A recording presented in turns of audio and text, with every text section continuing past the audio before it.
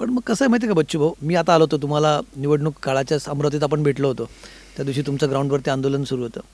आम्ही बोलत होतो, आम्ही तिथे जेव्हा काही पत्रकारांशी बोलतो किंवा काही तिथल्या स्थानिकांशी बोलत होतो, एक गोष्ट वारंवार आम्हाला सांगितली की बच्चू कडूंनी उमेदवारी भरल्याचा फायदा खरं राणांनाच होतोय. तिरंगी लढत झाल्याचा बच्चू कडू एक प्रकारे राणांना मदतच करताय असा तिथे आरोप होत होता.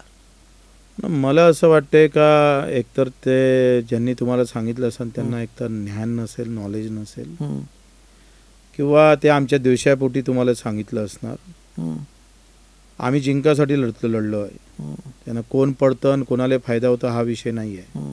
आम्ही सांगितलं का आम्ही जे काही लढलो आहे ते मुद्द्यावर लढलो आहे, मुद्द्यासाठी लढलो आहे. त्याच्यानं कोणाला पाळाचं आणि कोणाला निवडण्याचा हा विषय नाही आहे. आखरी निवडणुका ह्या हार जीत असतंच, पण आम्ही लोकांसमोर काय घेऊन जातो ते पण महत्त्वाचं आहे. बरेच पक्ष धर्म घेऊन गेले, जाती घेऊन गेल्या, पैसे घेऊन गेले. आम्ही मुद्दे घेऊन गेलोय, जे लोकशाहीतलं खरं कणा आहे. नाही पण काय होतं ना, म्हणजे आम्ही लोकांशी बोललो, सामान्य लोकांशी. आम्ही कुठल्या काय राजकीय नेत्यांशी ज्यांचा तुमच्याबद्दल द्वेष असेल, आम्ही रस्त्यावरती तुम्हाला माहिती आहे. सामान्य लोक राजकीय असू शकत नाही असं नाही आहे. हां, पण ते द्वेषापोटी किंवा त्यांचं खरं तुम्ही म्हणू शकता द्वेषापोटी असेल तर त्यांचं मत आहे, ते कशाही पट्टी असेल पण ते मत आहे त्यांचं. असं आहे त्यामुळे काय ना मत की जेव्हा 2 उमेदवार असताना बच्चू भाऊ सरळ सरळ लढत आहे, त्यात तिसरा आला, त्यामुळे तिथे असा आरोप केला गेला की बच्चू कडूंची पार्टी किंवा बच्चू कडू इथे वोट कटवा किंवा वोट कटर आहेत. नाही, ते मला वाटतं त्यांची नालायकी त्यांच्याजवळ असेल. पण आम्ही मुद्द्यावर लढतो आहे. आम्ही जर ही निवडणूक लढली नसती तर मुद्दे ह्या निवडणुकीत संपलेले होते. बरं, सगळेजण धर्म आणि जातीवर बोलत होते. बरोबर. मोदीजीपासून पहा तर तिकडे राहुलजी गांधीपर्यंत कोणा मुद्द्यावर हात घातला. मुंबईमध्ये आजही लोक झोपाले जागा नाही आहे, पाय पसरून झोपू शकत नाही. घर आहे पण पाय लंबा नाही करतायत. कुठल्या कोणाच्या भाषणामध्ये हे मुद्दे होते.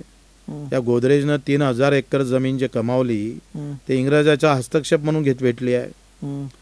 34,000 एकरवर असणारी मुंबई 6 लोकांच्या घशात 6,000 एकर दिली.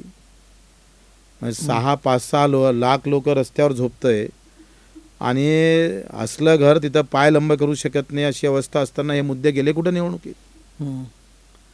भर निवडणुकीमध्ये कापसाचे 1,000 रुपये भाव कमी झाले, तुरीचे भाव कमी झाले, सोयाबीनचे भाव कमी झाले. आणि असं असताना हे भाव कमी होण्याची ताकद कशी काय? तुम्ही सांगा, एखाद्या अधिकारी कर्मचाऱ्याच्या जर 500 रुपये जर कमी झाले असते निवडणुकीत, मग तर मारले असते ते ना? नाही मारले असते. उभी निवडणूक चालू आहे आणि कापसाचे भाव 1,000 रुपयानं कमी होत आहे, 1,500 रुपये तुरीचे भाव कमी होत आहे, सोयाबीनचे भाव कमी होत आहे. केवढं मूर्खात काढल्या जातं शेतकऱ्याला. आणि कोणी बोलत नाही प्रचार सभेत, ना टी व्हीवर दाखवल्या जात कुठे मीडियावर.